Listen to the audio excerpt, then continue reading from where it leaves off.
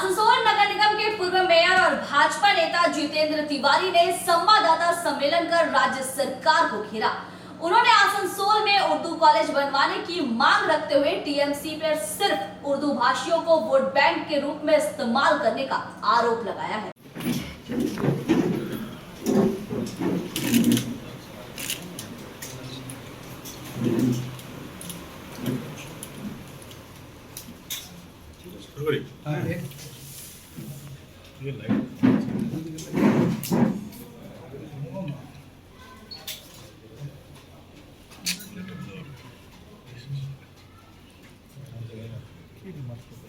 আপনারা জানেন যে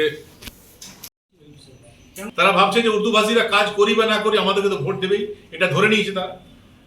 উর্দু ভাষী বাচ্চারা খালি গ্যারেজে কাজ করবে, তারা পড়াশোনা করবে, তারা ডাক্তার ইঞ্জিনিয়ার প্রফেসর হবে না, তাদের ভোটটা নেবে। কিন্তু তারা যা ডাক্তার ইঞ্জিনিয়ার প্রফেসর হোক, সায়েন্টিস্ট হোক, রিসার্চ করুক, এটা চাইছে না। তাদেরকে শুধু ভোট ব্যাংক হিসেবে ব্যবহার করতে চাইছে। জানে যে কাল যদি তারা শিক্ষিত হয়ে যায়, তারা নিজের পায়ে দাঁড়াতে পারে, তাহলে যা ইচ্ছা সেটাই তাকে বোঝানো হবে না। যে কোনো জিনিস বোঝাতে গেলে সে বিবেচনা করবে যেটা ঠিক না ভুল, তারপর সিদ্ধান্ত নেবে। তাই তাদের মনে ভয়, তাদেরকে উচ্চ শিক্ষিত করতে চাইছে না। এখানকার যারা তৃণমূল কংগ্রেসের নেতৃবৃন্দ আছেন, প্রশাসনের সঙ্গে যারা যুক্ত আছেন, তারা চাইছেন না যে উর্দু ভাষী ছেলে মেয়েরা উচ্চ শিক্ষিত হোক। উচ্চ শিক্ষিত হয়ে গেলে তাদের পেছনে পেছনে তারা ঘুরবে না, তারাই নেতৃত্ব দেবে সমাজকে। এটা তারা চাইছেন না, যাদের মনে ভয় আছে তারা এটা হতে দিচ্ছেন না। এবং বেশ কয়েক বছর ধরে এটা আমরা ফিল করছি যে উর্দু ভাষী যে ছাত্রছাত্রীরা, তাদের হায়ার স্টাডিজের ক্ষেত্রে খুব অসুবিধা হচ্ছে। হায়ার সেকেন্ডারি পর গ্র্যাজুয়েশন বা এমএ বা অন্যান্য রিসার্চ করতে গেলে তাদের উর্দু মিডিয়ামে কোনো শিক্ষার ব্যবস্থা আমাদের এখানে নেই। এটা ফিল করে প্রায় 10 বছর আগে যখন তৃণমূল কংগ্রেসের সরকার গঠন হয়েছিল, তখনই এই প্রতিশ্রুতি দেওয়া হয়েছিল যে তৃণমূল কংগ্রেসের সরকার এলে আসানসোলে একটা উর্দু কলেজের ব্যবস্থা করা হবে, যাতে উর্দু মিডিয়াম স্কুল স্টুডেন্ট যারা আছেন, যারা হায়ার স্টাডিজের জন্য ঝাড়খণ্ড বা বিহার বা অন্যান্য রাজ্যে না চলে যেতে হয়। ইভেন অনেকে যারা বাইরে যেতে পারে না, তারা পড়া ছেড়ে দেয়। উর্দু গার্লস যারা আছে, তারা অনেক মেয়েরা পড়া ছেড়ে দিচ্ছে। আমরা দেখেছি যে লাস্ট 10 বছর ধরে অনেকবার এই ইস্যু উঠেছে। আমিও যখন মেয়র ছিলাম অনেকবার এটা নিয়ে নাড়াচাড়া করেছি, অনেকবার যারা সরকারে ছিলেন তাদেরকে বলেছিলাম। এই নির্বাচনের আগেও প্রতিশ্রুতি দেওয়া হয়েছিল যে উর্দু কলেজ হবে এখানে। কিন্তু এটা খুবই দুঃখের যে রেজাল্ট বেরোনোর পরে, আবার সরকার গঠন হওয়ার পর উর্দু কলেজের যে ইস্যু ছিল সেটাকে ধামাচাপা দেওয়ার চেষ্টা করা হচ্ছে। আপনারা জানেন যে সিংহভাগ উর্দু ভাষী যারা এখানে লোকেরা আছেন, তারা তৃণমূল কংগ্রেসের পক্ষে ভোটদান করেছিলেন। ভোটের সময় তাদের ভোট নেব, আজ কার ফুরিয়ে গেছে, ভোটে জিতে গেলাম আর তাদের নিয়ে কথা বলবো না, তাদের যা প্রয়োজন সেটা মেটাবো না, এই দ্বিচারিতা তৃণমূল কংগ্রেস সরকার করছে। আমরা এর বিরুদ্ধে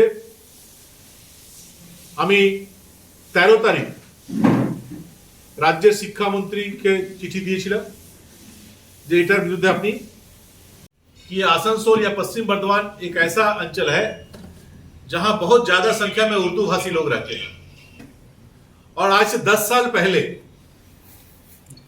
यहां पर तृणमूल कांग्रेस की सरकार बनने से पहले यह वादा किया गया था कि यदि तृणमूल कांग्रेस की सरकार आती है तो उर्दू कॉलेज यहां पर उसकी व्यवस्था की जाएगी, उर्दू कॉलेज सेटअप किया जाएगा।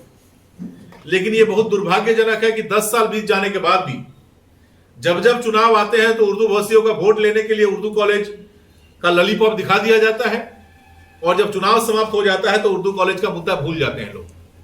इस बार भी नई सरकार बनने के बाद हम लोग देख रहे हैं कि उर्दू कॉलेज के बारे में कोई भी एक शब्द का भी उच्चारण नहीं कर रहा है। इस मुद्दे को ठंडे बस्ते में डालने का प्रयास किया जा रहा है। हम लोग चुप नहीं बैठने वाले हैं, और उर्दू कॉलेज जब तक आसनसोल में नहीं स्थापित होता है तब तक हमारी लड़ाई जारी रहेगी।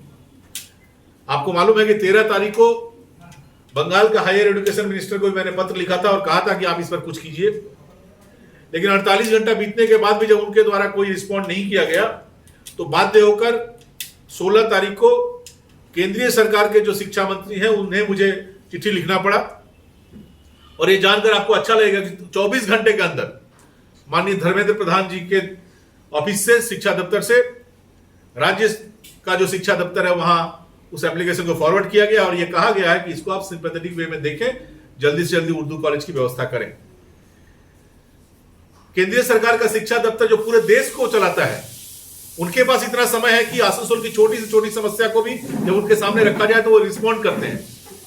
लेकिन जो लोग केवल राज्य में बैठे हुए हैं, केवल राज्य चलाते हैं, उनके पास इतना समय नहीं है कि इन समस्याओं को लेकर कुछ करें। हम लोग ये बात बता देना चाहते हैं कि उर्दू कॉलेज का मुद्दा अब कभी बंद नहीं होगा। इसके पहले भी लगातार लड़ाई लड़के आसनसोल में के बीबी कॉलेज में हिंदी कॉलेज का हिंदी शिफ्ट का व्यवस्था हम लोगों ने कराया था। उर्दू कॉलेज भी जब तक आसनसोल में नहीं खुलता है तब तक हमारी ये लड़ाई जारी रहेगी। और यहाँ पर जो रहने वाले लोग हैं उनसे ये रिक्वेस्ट करेंगे हम लोग कि इस लड़ाई में हमारा साथ दें, क्योंकि ये आपका हक है। हमारे बच्चे, हमारी बच्चियां हायर सेकेंडरी के बाद चाहे पढ़ाई छोड़ दे रहे हैं या बिहार या झारखंड जाने के लिए बाध्य हो रहे हैं, दूसरे राज्यों में जाने के लिए बाध्य हो रहे हैं। जिनके पास पैसा नहीं है वो पढ़ाई छोड़ दे रहे हैं। ये क्यों होगा? हमारे संविधान ने हमें यह गारंटी दिया है, शिक्षा का अधिकार हमारा मौलिक अधिकार है। इस अधिकार से कोई किसी को वंचित नहीं रह सकता। आसनसोल इस शिल्पांचल के उर्दू भाषी बच्चों को उनके मौलिक अधिकार से वंचित रखा जा रहा है, इसके खिलाफ में हमारी लड़ाई जारी रहेगी। यही बात आपसे शेयर करने के लिए हम लोगों ने आपको रिक्वेस्ट किया था। आप लोग आए, आपको बहुत बहुत धन्यवाद।